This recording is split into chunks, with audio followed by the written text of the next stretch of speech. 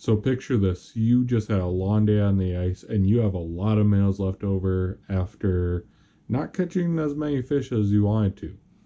But how do you save those minnows so you're not just dumping your money onto the ice with all those expensive shiners or fatheads or whatever you bought?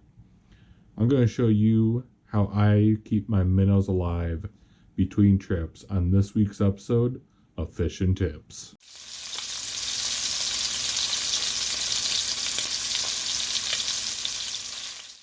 So let's start off by saying that the reason that most minnows die is because of buildup of waste in the water. They're usually not starving to death. Fish can go quite a long time without food, unlike you and me, because they're cold-blooded. And if they themselves are cold while you're keeping them, then they're going to be needing food even less. So the biggest factor is having fish die on you. Now, one thing you can do is make sure that whenever you see a dead fish in there, you pull it out and throw it away as soon as possible, because once that fish dies, he's going to be releasing ammonia and nitrates into the water, and those are just not good. Makes it hard for the other fish to breathe, and then if you have that building up, then more fish are going to die, and if you keep those fish in there, even more fish are going to die, and it's just a vicious circle. So what can you do to prevent the buildup of these toxins, if you will, in the water? You can put an aerator on there, which they really don't need that for oxygen. There is already usually going to be enough oxygen just from the atmospheric absorption in there. But what that aerator does is stirs up the water, and as the surface of the water gets stirred, it can gas off those toxic things like ammonia or nitrates, and that will give you a longer period before changing your water, which is the next thing.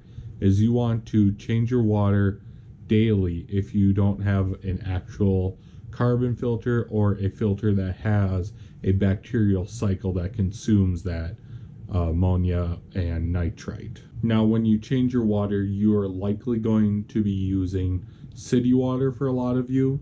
And even if you're using well water, that still applies. You're going to want to use some sort of water conditioning additive. The one that is my favorite, and a favorite among many, many aquarium hobbyists, is Sea Chem Prime. Sea Chemistry Prime. But yeah, it's called Sea Chem Prime.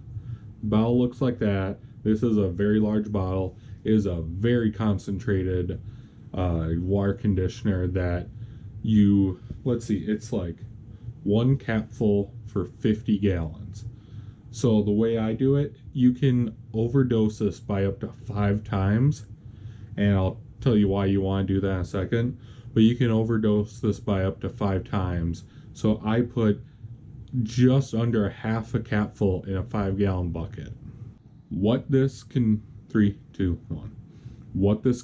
is going to do is it's going to dechlorinate your water. That's for if you live on city water where chlorine is added to your water supply. Chlorine kills fish. It makes it so they can't breathe. It burns their gills. And so you want to neutralize that before you put fish in your water. Another thing is that you also want to neutralize the heavy metals in your water, and that will help keep them alive and well for longer as well, which that applies for someone who is on a well and not connected to city water. Another thing that this Sea Chem Prime does is it nullifies ammonia in the water already. Not that it takes it out of there, but it converts it to a less toxic molecule chain that is not nearly as detrimental to the fish. And that's a reason why you might want to overdose this to help protect between those water changes against ammonia and nitrates, just to give yourself a little bit more wiggle room there. And then finally, the other thing that Sea Chem Prime does is that it helps preserve the slime coat of the fish. The slime coat protects the fish. It's very, very important to fish. And if you are just being really rough with them, that slime coat can be stripped away, and that just really hurts the fish a lot to lose the slime coat. So you definitely want to keep that. Don't handle the minnows very often yourself. Make sure that your hands are clean and not like full of like different chemicals or have like soap on or anything if you have to put your hand in the water. And then I change my water. Basically about 98% of the water is changed daily. And the way I do that is by dumping out the bucket until there's just a little bit remaining at the bottom, just enough so that the minnows can, stay in there. And then I will fill up a second bucket and use just under half a capful of the Sea Chem Prime. Put that in there. It's a very concentrated solution, so it's going to seem like it's not enough, but trust me, it is. And fill that up with somewhere between cold and lukewarm water. And then you're going to very slowly start pouring or using a cup to transfer some of that water to that other bucket to help acclimate them.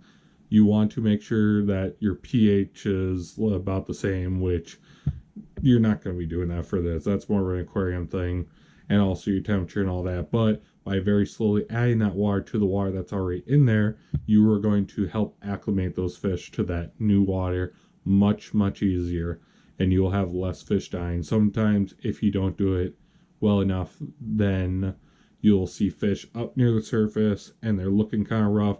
They might recover, they might not, but that's a good sign that you did too fast and you want to slow it down for next time. As far as setup goes, this is my setup for keeping minnows alive. Ideally, you want to keep them cool because that will slow down their metabolism, making it so that they secrete less waste and also so that they don't have to eat as often. But here's what I got going on. I have this Whisper air pump. I think it's by Aqueon or whatever the company name is. And it's a really nice and quiet air pump. I got it at Walmart for like $15. It's not expensive at all. I picked up some of this tubing, and then you want to make sure you have a check valve on there. And what the check valve does is makes it so that air, or what it protects against water, can only move in one direction through that tube, so that if your pump goes out, you don't have a siphon action going on where the water comes back out and then goes down to your air pump, and that will destroy your pump. And then I have a lid just to make sure that they don't jump out, because fish do that sometimes. And then I just have this little stone, aeration stone on there. Pretty simple. You can get those for a couple bucks. Tubing is a couple bucks. Check valve is like $1 something. And I got my minnows in there. And then I can already even smell a little bit of fishiness coming from this. Ideally, if it's nice clean water, you won't smell any fishiness coming from it. And so like, if you really get a really strong sense of fishiness, then it might be time to change your water. But a once a day, almost 100%, like 95 or whatever percent water change is going to make sure that those fish stay nice and healthy. It's a good rule of thumb to follow. Before we wrap up today's video, I just wanted to touch on filtration system a little bit. It's not the most exciting thing ever, but I just want to say that carbon filtration is not very ideal in the aquarium world, but it's probably going to be your best option for keeping minnows alive. Carbon filtration tends to fill up the activated carbon charcoal in there pretty fast after just a couple days, and they'll start to release that back in. So if you buy carbon filtration cartridges for a filter that takes them, then just look on the back and it'll tell you the schedule for changing those out, and just make sure you follow those, and that'll help a lot. And in the aquarium world, we are very, very, I want to say, like supportive, or like it's just what we do is we use a bacterial cycle, it's called, which is we have naturally occurring bacteria growing inside of our filter where there's high surface area. They don't float in the water really. It's really not there. There's a little bit on the plants and stuff, but that's not that much of a thing. But in that filter where there is a high amount of surface area for it to grow on and water flow going over that, you will have bacteria grow on that medium, and that will consume ammonia, turn that into nitrite, and then other bacteria will consume nitrite and turn into nitrate, which is the least toxic of the nitrogen cycle, it's called. And then every how many days or so, how you have to make sure you look at your aquarium, pay attention to it, but then you change out your water to get rid of that nitrate, and then to add more good chemicals back into the aquarium that your fish needs to live, that just help it survive and stuff. And then to also prevent like buildup of water solubles like salt and all that stuff. So that's just my little brief thing about filters. I just want to get that out there for all you that don't really know much about aquariums. Make sure you subscribe to my channel so you don't miss any more of these fishing tip videos. And I hope you enjoyed it. Give it a like, comment down below if this was useful for you, and even maybe saved you a little bit of money. And I will see you guys next time.